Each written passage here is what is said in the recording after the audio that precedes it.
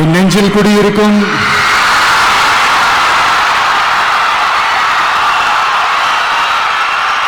கரூர் சொந்தங்கள், உங்கள் அனைவருக்கும் என்னுடைய வணக்கம்.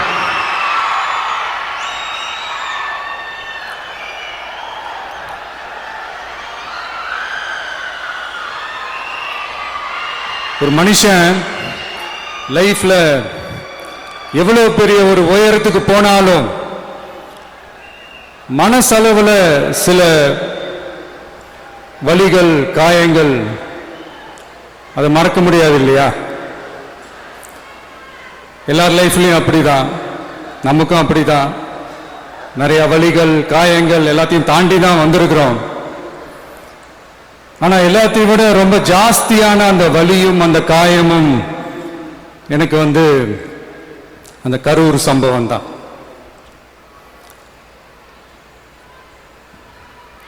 மக்களை சந்திக்கிறதுக்காக, மக்களை சந்திக்கணும், மக்கள் பிரச்சனைகளை எடுத்து பேசணும்.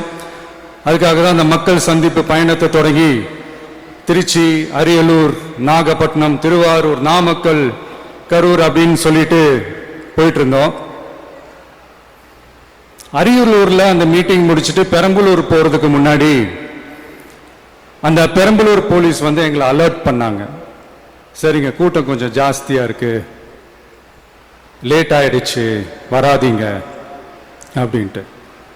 So we had no choice. Police சொன்னால் நம்ம அதை ஒபே பண்ணி தானே ஆகணும். அதே நேரத்தில் பெரம்பலூர் மக்களோட அந்த சேஃப்டியும் மைண்டில் எடுத்துக்கிட்டு ஒரு மன வலியோடவே திரும்ப போயிட்டோம். அதுக்கப்புறம் பெரம்பலூர் தொகுதி மக்களுக்கு மன்னிப்பும் கேட்டோம்.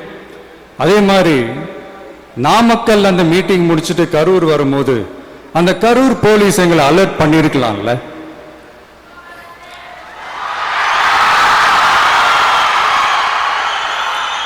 இல்ல சார், இங்க எதிர்பார்த்ததை விட கொஞ்சம் கூட்டம் அதிகமா இருக்கு, கண்ட்ரோல் பண்ண முடியல, வராதீங்க. அண்ட் போலீஸ் நினைச்சா அவங்க அந்த மீட்டிங்கே கேன்சல் பண்ணலாம். ஏதோ தப்பா இருக்கு, ஏதோ தப்பா தோணுது அப்படின்னு நினைச்சிட்டாலே they have all the rights to cancel the meeting. எங்ககிட்ட கேட்கணும்லாம் ஒன்றும் அவசியமே கிடையாது.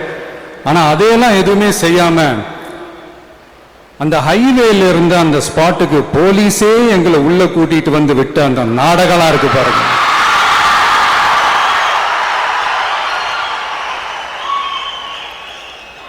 நம்பிட்டேங்க, முழுசா நம்பிட்டேன். அன்னைக்கு இருந்த அந்த கரூர் போலீஸ் பேசும்போது தேங்க்ஸ்லாம் சொன்னேன் அவங்களுக்கு. எனக்கு தெரியாது இப்படி ஒரு நாடகம் நடக்கும். இதுக்கெல்லாம் யார் காரணம்? இதெல்லாம் யார் சொல்லி செஞ்சது? இப்படி பண்ணுங்க, அப்படி பண்ணுங்க, சப்போஸ் அப்படி நடந்தா இப்படி பண்ணுங்க, சப்போஸ் இப்படி நடந்தா இந்த மாதிரி இன்ஸ்ட்ரக்ஷன்ஸ் எல்லாம் கொடுத்து அந்த பிரஷர் போடுறது யாரு?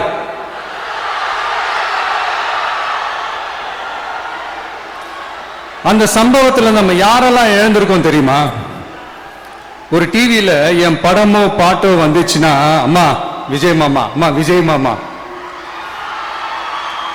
அப்படின்னு சொல்லி அவங்க அம்மா கிட்ட சிரிச்சுக்கிட்டு அந்த டிவி ஸ்கிரீனை போய் தொட்டு முத்தம் கொடுத்துக்கிட்டு என் அக்கா தங்கச்சிங்களோட தங்க பிள்ளைகளை இழந்திருக்கோம்யா. மழலை கூட சரியா வராதப்போ ஒரு பேப்பர் மேகசின்ல என் போட்டோவை பார்த்தா அதை சிரிச்சுக்கிட்டு அந்த கள்ளங்கபடம் இல்லாத அந்த சிரிப்பு, அந்த கடவுள் மாதிரி இருக்கிற அந்த பச்சை பிள்ளைங்களை இழந்திருக்கோம்யா.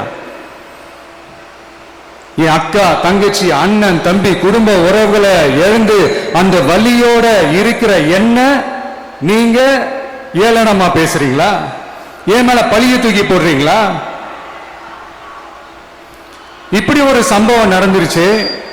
இது ஏன், எதனால, அதுக்கான பின்னணி என்னன்ட்டு அந்த வலியோட வீட்டுல உட்கார்ந்துட்டு இருக்கிற ஓடி ஒளிஞ்சிட்டான்னு வர சொல்றீங்களா? வாயின்னு முன்னிருந்தா என்ன வேணாலும் பேசுறீங்களா?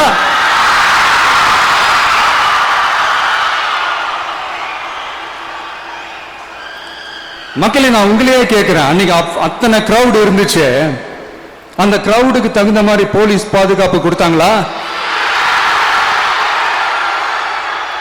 இந்த இடத்தை எடுத்துக்க சொல்லி நாங்க தான் சொன்னோம்னு ஒரு போலீஸ் ஆபீசர் பேட்டி கொடுக்கிறாரு. அதுக்கு என்ன அர்த்தம்?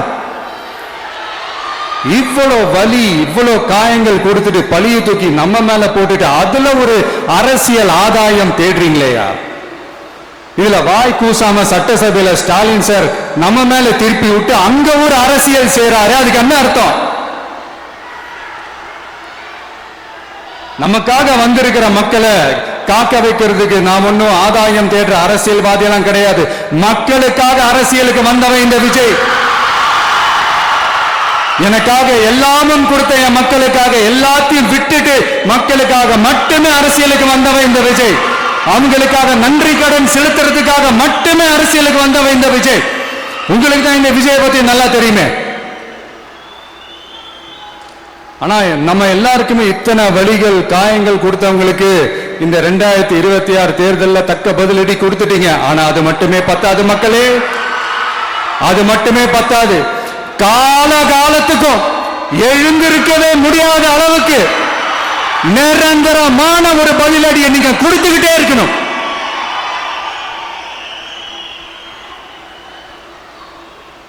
இப்படி எல்லாம் பண்ணா நான் மக்களை விட்டு ஓடிடுவேன் நினைப்பா?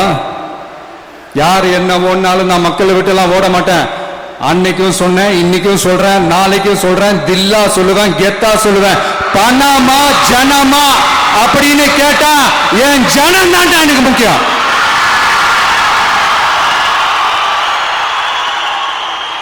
மக்களே, உங்களோட எனக்கு இந்த காசு பணம் முக்கியமா என்ன? இவ்வளவு குறைகள் நம்ம மேல சொல்றாங்களே, இப்ப நான் சொன்ன மாதிரி அவங்களால ஓப்பனா சொல்ல முடியுமா? அந்த தில்லு இருக்கா, திராணி இருக்கா? ஒரு கிடையாது. ஆனா நம்ம மக்கள் அமைச்சு கொடுத்த நம்ம அரச குறைகள் மட்டும் டிசைனா மாடலா குறைகள் மட்டும் சொல்லுவாங்க. ஒவ்வொரு டிபார்ட்மெண்ட்லயும் அந்த பார்ட்டி ஃபண்ட், அந்த கட்சி நிதின்ற பேர்ல அடிக்கிற கொள்ளையெல்லாம் இந்த தீய சக்தியா இருக்கட்டும், தீந்து போன சக்தியா இருக்கட்டும், ரெண்டு பேரும் மாறி மாறி இதே தான் செஞ்சிட்டு இருக்கிறாங்க. இதுல ஒரு ஹைலைட் காமெடி என்னன்னா, சட்டசபையில பேசும்போது பார்ட்டி ஃபண்டுன்னு தான் சொன்னேன். அது எந்த பார்ட்டி, என்ன ஃபண்டு, யாரு, என்ன பேரு எதுவுமே சொல்ல. பார்ட்டி ஃபண்டுன்னு சொன்னவனை எடுத்தாங்க பாருங்க ஒரு ஓட்டம். எனக்கே ஃபர்ஸ்ட் புரியல, ஏன்பா ஓடுறாங்க? அப்படி என்ன நம்ம சொல்லிவிட்டோம்? அதான் அந்த குற்றம் உள்ள நெஞ்சுக்கு தான் குறுகுறேங்கும். எப்படி இருக்கு தெரியுமா? எங்க அப்பா பீரோக்குள்ள இல்ல, எங்க அப்பா பீரோக்குள்ள இல்ல அப்படின்னு சொல்ற மாதிரி. ஐயோ, ஏன் கேக்குறீங்க? உங்களோட செம்ம கூத்தா இருக்குங்க, செம்ம ஃபன்னா இருக்கு. சென்னையில ஒரு பாலம் கட்டுறதுக்காக நார்மலா ஆகிற செலவை விட அதிக செலவுல, கிட்டத்தட்ட டபுள் மடங்கு செலவுல ஒரு டெண்டர் ஒண்ணு விட்டுருக்கிறாங்க. அதையெல்லாம் தோண்டி எடுத்து அதெல்லாம் இப்போ கண்டுபிடிச்சு கேன்சல் பண்ணியிருக்கிறோம். இன்னும் எத்தனை கோடி ஊழல், எத்தனை லட்சம் கூடல் தோண்ட தோண்ட வருமோ எங்களுக்கே தெரியல. ஒவ்வொரு முகமுடியா கிழியுது. ஐயோ, இந்த விஜய் ஒவ்வொரு கதையா எடுத்து வெளியில விட்டுருவான் போலேன்ட்டு திரும்புற பக்கம்லாம் கதறல் கதறல் கதறல், காதல் இருந்து ரத்தம் வராத குறை. ஆமா, இப்படி ஊழல் ஊறி போனவங்க இப்படிதான் இருப்பாங்க. இந்த 50-55 நாட்கள்ல அங்க செஞ்ச சில விஷயங்கள்லாம் சட்டசபையிலே எடுத்து சொன்னேன். பட் இங்க ஒரு சில விஷயங்கள் சொல்லணும்னு நினைக்கிறேன். இந்த மின்சாரத்துறையில இதுக்கு முன்னாடி போட முடியாம இருந்த அந்த பதவி உயர்வை இப்பதான் எங்களால போட முடிஞ்சது. அதுக்காக ஒரு அக்கா அழுதுகிட்டே ஒரு நன்றி சொன்னாங்களே, அதெல்லாம் உங்க கண்ணில் படாது அந்த வீடியோ எல்லாம், குறை சொல்றவங்களுக்கு. அடுத்து லஞ்சம்லாம் ஒழிக்க முடியாது, ஊழல்லாம் ஒழிக்க முடியாது, அதெல்லாம் பிளட்டிலே ஊறி போய் இருக்கு அப்படின்னு சொன்னவங்க போய் ஒவ்வொரு கவர்மெண்ட் ஆபீஸா பாருங்க, ஒரு பைசா லஞ்சம் இல்ல, ஒரு பைசா ஊழல் இல்ல, வேலையெல்லாம் சும்மா டக்கு டக்கு டக்கு நடக்குது. ஒரு பெரியவர் ஒருத்தர் சொல்றாரு, தம்பி வேலையெல்லாம் நடக்குது, ஆனா அதையும் தாண்டி எங்களுக்கு மரியாதை கொடுக்குறாங்க தம்பி, உட்கார வச்சுலாம் பேசுறாங்க. இதெல்லாம் இதுக்கு முன்னாடி நடந்ததே இல்லை. அவனை போய் பாரு, இவனை போய் பாரு, இந்த ஆபீசரை போய் பாருன்னு சொல்லி அலைய விடுவாங்க. இப்ப லஞ்சம் இல்ல, ஊழல் இல்ல, வேலையெல்லாம் உடனே நடக்குது. மக்கள் அப்படி ஒரு பெருமூச்சு ஒண்ணு விடுறாங்க. அதை பார்த்து நமக்கு அப்படி ஒரு ஹாப்பினஸ். இதுக்கு மேல என்ன வேணும்? ஏன் இதெல்லாம் பண்ண முடியாது? மனசுன்னு ஒண்ணு இருந்தா பண்ணலாம். இப்ப பண்ணல,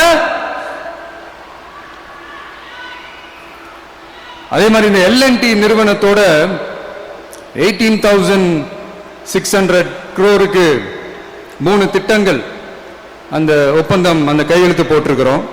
கிட்டத்தட்ட 8,200 பேருக்கு வேலை வாய்ப்பு. நான் சொல்றது அந்த 3 மாவட்டத்தை சேர்ந்தவங்களுக்கே அவ்வளவு வேலை வாய்ப்பு. குறுவை சாகுபடிக்காக 134 கோடியில் அந்த சிறப்பு தொகுப்பு திட்டம் அறிவிச்சிருக்கிறோம் நம்ம விவசாயிகளுக்காக. இப்பவும் சொல்றேன், நம்ம விவசாய பெருமக்களே, உங்களோட இந்த அரசு கூடவே நிற்கும். பெண்கள் பாதுகாப்புக்காக சிங்கப்பெண் அதிரடி படை, அது உங்களுக்கு நல்லா முன்னாடியே தெரியும். வரப்போற அறிஞர் அண்ணா அவர்களுடைய பிறந்த நாள்ல உங்க அண்ணனுடைய அரசுல தாய் மாமன் தங்க மோதிர திட்டம் அறிவிக்கப்படும். இதெல்லாம் கேட்டாங்களே, வாக்குறுதி கொடுத்தீங்களே, என்னாச்சு என்னாச்சுன்னு. இந்த தீய சக்தி மாதிரி ரியல் தாய் மாமன்லாம் கிடையாது, ரியல் தாய் மாமன். ரியல் தாய் மாமன்.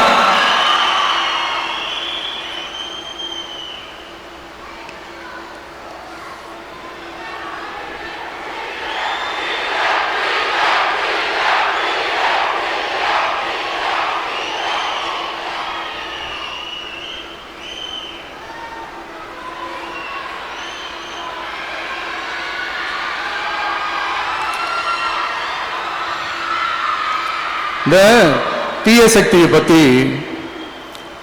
அவங்க நிர்வாகத்தை பத்தி ஒரு வெள்ளை அறிக்கை ஒன்று வெளியிட்டோம்ல, அது ஷார்ட் அண்ட் ஸ்வீட்டா சொல்லணும்னா, ஒரு ஓட்ட பாத்திரத்துக்குள்ள தண்ணி ஊத்திக்கிட்டே இருந்திருக்கிறாங்க. பாத்திரம் எம்டியாவே இருந்திருக்கு, ஆனா ஊத்தின தண்ணி தான் எங்க போச்சுன்னு தெரியல. கடவுளுக்கு தான் வெளிச்சம். அது மாதிரி இப்ப நம்ம சொன்னதெல்லாம் சும்மா ஒரு சாம்பிள் தான்.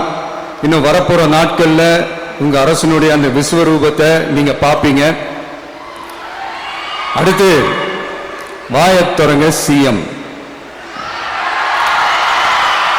அடாடா, உங்க சிஎம் நெஞ்சிலேயே குத்திட்டு வந்தீங்க பாருங்க, அதெல்லாம் வேற லெவல்.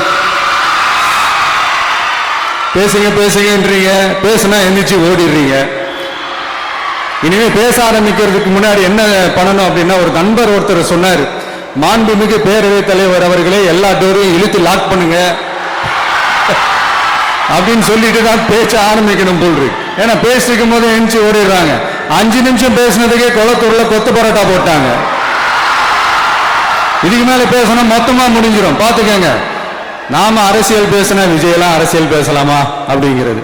சரிப்பா, நமக்கு எதுக்கு நம்ம பாட்டுக்கு நம்ம வேலையை பார்ப்போம், எதுக்கு அவங்கள பத்தி பேசிக்கிட்டு அப்படின்னு இருந்தா விஜய்க்கு அரசியலே பேச தெரியல அப்படிங்கிறது. இப்படியே மாறி மாறி மேகதாது அணையை பத்தி என்ன தெரியும், விஜய் அதை பத்தி பேசல.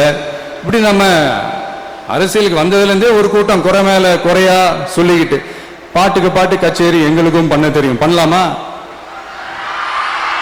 இந்த மேகதாது அணை சம்பந்தமான அந்த வழக்குல தமிழ்நாட்டோட பெட்டிஷனை சுப்ரீம் கோர்ட் எப்போ ரிஜெக்ட் பண்ணுச்சு? அப்ப யார் ஆட்சியில் இருந்தா? ஏன் ஒழுங்கா வாதாடல? நீங்க ஒழுங்கா வாதாடி இருந்தீங்கன்னா அதை ரிஜெக்ட் பண்ணியிருக்க மாட்டாங்கல்ல. ஏன் ஸ்டாலின் சார் வேணும்னே விட்டுட்டாரா? ஏன் இப்படிலாம் கேள்வி கேட்கலாமா? இப்படிலாம் கேள்வி கேட்டாதான் மேகதாது அணை பத்தி பேசினதா அர்த்தமா? ஏன் அந்த ஸ்டேட் சிஎம் பேசுறாரு, நீங்க ஏன் பேசல? அப்படின்னா நம்ம ஸ்டேட்டோட உரிமையை எங்க நிலைநிறுத்தணுமோ அதுக்காக வேலை பார்க்கறது மட்டும்தான் முக்கியம். சும்மா சவால் விட்டுக்கிட்டு சீண்டி பார், நான் யார் தெரியுமா, தொட்டு பார், இப்படிலாம் பேசிக்கிட்டு இருந்தா வேலைக்கு ஆகாது. சும்மா பேசி பேசி பிரச்சனையை வளர்த்துக்கிட்டு யார் மேலே அது பழியை தூக்கி போட்டுட்டு அப்புறம் மக்களை அம்போன்னு தெருவில் விட்டுட்டு இப்படிதான் ஒரு அரசியல் பண்ணணும்னா அந்த அரசியல் நமக்கு தேவையும் இல்லை, அதை நம்ம செய்யவும் போறதில்லை. Talk less work more mode தான், அதுதான் நம்ம பாலிசியே. அதனாலதான் சட்டசபையில அந்த அரசினர் தீர்மானம்னு சொல்லி ஒன்று கொண்டு வந்தோம். அது எப்படி டு டேக் இட் ஃபார்வர்ட், எப்படி கொண்டு போகணுமோ அதை சரியா செய்வோம். சென்ட்ரல் கவர்மெண்ட்ல இருந்து அந்த டீலிமிட்டேஷனை திரும்ப கொண்டு வர போறதா ஒரு பேச்சு ஒன்று அடிபடுது. யார் என்ன டீலிமிட்டேஷன் கொண்டு வந்தாலும் தமிழ்நாடு அது ஒத்துக்கவே ஒத்துக்காது. நமக்கான இடத்தை யாரும் பறிக்கவும் முடியாது, அது பறிக்கவும் விட மாட்டோம். இப்படி நாம இருக்கும் போது இந்த தீய சக்தி திமுக எங்க போய் நிக்குது, யார் கதவை தட்டிக்கிட்டு நிக்குது, அது உங்களுக்கே நல்லா தெரியும். மக்களே, இந்த தீய சக்தியும் தீந்து போன சக்தியும் வேற வேறலாம் இல்ல, கூட்டு கலவானீங்க. சொல்ல முடியுமா அவங்களால? இவங்களுக்குள்ள ஒட்டும் இல்லை, உறவும் இல்லை, அறிவிக்க முடியுமா? நிரூபிக்க முடியுமா? இந்த வரப்போற இடைத்தேர்தல் அதை நிரூபிச்சு காட்டுங்க, அப்புறமா பேசுங்க. மக்களை, என் மனசை விட்டு கரூர் எப்பவும் நீங்கவே நீங்காது. நமக்கு ஏற்பட்ட வேதனையான சம்பவத்தை, நமக்கு எதிராக நடந்த சதிய சூழ்ச்சிய இனி வர்ற ஜெனரேஷனும் அவங்களுக்கு தெரியப்படுத்தணும்ல. அதுக்காகவே இனி ஒரு அரசியல் சதிய, அரசியல் சூழ்ச்சிய யாரும் யோசிக்கவே கூடாதுன்றதுக்காகவே கரூர்ல ஒரு நினைவு சின்னத்தை நம்ம டிவிகே சார்பா அமைக்கப்படும் அப்படின்றத அறிவிக்கிறோம். அப்புறம் கரூர்ல இருந்து ஒட்டுமொத்த தமிழ்நாட்டு மக்களுக்கும் சொல்றேன், உங்க டிவிகே அரசு உங்களுக்காகத்தான் உழைக்கும். அடிப்படை வசதிகளை முதல்ல நிறைவேற்றணும். ஒரு பக்கம் நிதி நிலைமையை சரி செஞ்சுக்கிட்டே, இன்னொரு பக்கம் அப்படியே நாம சொன்னதுல பிரையாரிட்டி பார்த்து ஒவ்வொன்னா படிப்படியா நிறைவேற்ற ட்ரை பண்ணுவோம். இது எப்பவும் உங்களுக்கான அரசா தான் இருக்கும். இந்த விஜய் உங்க விஜயா தான் இருப்பான். நீங்க உரிமையோட உங்க கவர்மெண்ட்டை நீங்க அணுகலாம். இந்த தீய சக்தி ஆட்சி முடிஞ்சு பொட்டிக்குள்ள போனதுல இருந்து என்னென்னமோ பண்றாங்க, இது ஏதோ பேசுறாங்க, சோஃபாங்கிறாங்க, வாஷிங் மெஷினுங்கிறாங்க. இந்த அரசியல் வியாபாரம் பண்றதுக்கான அந்த வெண்டிங் மெஷினே அவங்க தான். யாரு? இந்த திமுக. இதுல நம்மளை பார்த்து வாஷிங் மெஷினுங்கிறாங்க. எலெக்ஷன்ல ஓட்டுக்கு காசு கொடுக்கிற அந்த கலாச்சாரத்தை, அந்த கல்ச்சரை அடிச்சு நொறுக்கி இருக்கிறோம். எலெக்ஷன்லயே அப்படி வேலை பார்த்த நாம, நமக்கு எதுக்கு இந்த குதிரை, கழுதை, ஒட்டக பேரெல்லாம்? மக்களின் பக்கம் அப்படி இருக்கும்போது நமக்கு எதுக்கு இந்த பேரெல்லாம்? இந்த திருட்டு திமுக ஆட்சியை வச்சுக்கிட்டு ஊரடிச்சு ஒலையில போட்டு இந்த கொள்ளையை அடிச்சதுனாலதான் உங்க கரூர் கம்பெனி ஓனர் ஒருத்தர் எங்க எங்க இருக்காருன்னு தெரியாம ஓட்டு ஓட்டு ஓட்டு ஓட்டு ஓட்டு ஓட்டு ஓட்டு ஓட்டு வராம் பாரு வேட்டக்காரன் ஓடினே இருக்கிறாரு. இன்னொருத்தர் ஃபாரின்ல போய் ஒளிஞ்சுக்கிட்டார். ஃபாரின் ஸ்டாலின் சார் நினைச்சிட போறீங்க, அவர் இல்ல. எனக்கு எப்பவுமே ஸ்டாலின் சார் மேல ஒரு தனி பாசம் ஒண்ணு உண்டு. அவர் கிடையாது, இவர் வேற. சிங்கப்பூருக்கு செக்கப்புக்கு போனார்ல அவரு. எத்தனை பேர் மாட்ட போறாங்களோ தெரியல. உங்ககிட்ட யாராவது லஞ்சம் ஏதாவது கேட்டாங்கன்னா கொடுக்க முடியாது சொல்லுங்க, நான் இருக்கேன் உங்களோட. அப்படியே யாராவது ஃபோர்ஸ் பண்ணாங்கன்னா, இது எங்க மகன், எங்க புள்ள, எங்க அண்ணன், எங்க தம்பி, எங்க விஜய், எங்க விஜயோட ஆட்சின்னு ஸ்ட்ராங்கா சொல்லுங்க. மக்களை, நீங்க கூட இருக்கும் போது லஞ்ச ஊழல் மட்டும் இல்ல, அதிகாரத்தை வச்சு ஆட்டம் போடுற யாரா இருந்தாலும் அடங்கிடுவாங்க. இந்த கடமை, கண்ணியம், கட்டுப்பாடுன்ட்டு ஒரு காலத்துல கொள்கையோடு இருந்த கட்சியெல்லாம் இன்னைக்கு எப்படி இருக்கான்னு உங்களுக்கே தெரியும். அதாவது இந்த டிவிகே கட்சியோட தலைவரை எதிர்க்கிறதுல ஒரு நியாயம் இருக்கு. ஏன்னா உங்க பொழப்புல மண்ணள்ளி போட்டான். என்ன, இந்த ஊழல் லஞ்சம்லாம் பண்ண மாட்டேன்னு சொல்லி உங்க அரசியலை ஒரு தெருமுனைக்கு கொண்டாந்து விட்டான். மக்கள் வேற அவனை தான் நம்புறாங்க. சோ இந்த விஜயை எதிர்க்கிறதுல ஒரு அரசியல் நியாயம் இருக்கு, அது புரிஞ்சுக்கலாம். ஆனா இன்னைக்கு இந்த விஜய மக்கள் ஓட்டு போட்டு ஜெயிக்க வச்சு ஒரு தீர்ப்பை கொடுத்து மக்களுக்காக வேலை செய்யறதுக்காக முதலமைச்சரா உட்கார வச்சிருக்கிறாங்க. என்னமோ இன்னமும் நீங்க தான் ஆட்சியில் இருக்கிற மாதிரி. விஜய் கரூருக்கெல்லாம் போக கூடாது, விஜய் இங்க போக கூடாது, அது செய்யக்கூடாது, இது செய்யக்கூடாதுன்னு எனக்கு புரியலையே. ஆட்சியில் இருக்கும் போது தான் இவ்வளவு கட்டுப்பாடெல்லாம் போட்டீங்க, SOPs எல்லாம் போட்டீங்க, ஸ்டாலின் சார் ஆபரேட்டிங் ப்ரொசீஜர்லாம் போட்டீங்க. இப்போ அதே பண்ணிட்டு இருக்கீங்கன்னா என்ன சார் நியாயம்? இல்ல நான் தெரியாம தான் கேட்கிறேன், இன்னும் கனவுலயே இருக்கிறீங்களா? முதல்ல முடிச்சு வாங்க, ரியாலிட்டிக்கு வாங்க. உங்க ஆட்சியெல்லாம் வீட்டுக்கு போய் டிவிக்கேன்னு ஒரு ஆட்சி வந்து ரொம்ப நாள் ஆச்சு. ஒழுங்கா படி, ஒழுங்கா படி என்று சுப்ரீம் கோர்ட் ஓங்கி மண்டேலியே நறுக்கி நறுக்கி நறுக்கி என்று செம்மட்டியாலே அடிச்சும் இந்த திமுக முயற்சிக்கல அப்படின்னா அப்ப கொஞ்சம் கஷ்டம்தான். வெற்றி தோல்வியெல்லாம் அரசியல் சகஜம் சார். அதுக்காகலாம் வெறி பிடிச்சி இந்த பதவி வெறி பிடிச்செல்லாம் அலைய தேவையில்லை. நல்ல விதமாவே சொல்றேன், நியாயமான அரசியல் பண்ணுங்க. ஓ, அதுதான் உங்களுக்கு தெரியாதுல்ல. இந்த தீய சக்தி திருத்தவும் முடியாது, அவங்களா திருந்துவாங்கன்னு பார்த்தா அதுவும் நடக்க போறதில்ல. அதனால வரப்போற இடைத்தேர்தல மக்களே இந்த தீய சக்தி திமுகவை நல்லா வெச்சு வெளுத்து விடுங்க. கான்பிடண்டா இருங்க மக்களே, நல்லதே நடக்கும், வெற்றி நிச்சயம். மீண்டும் சந்திக்கும் வரை நன்றி, வணக்கம்.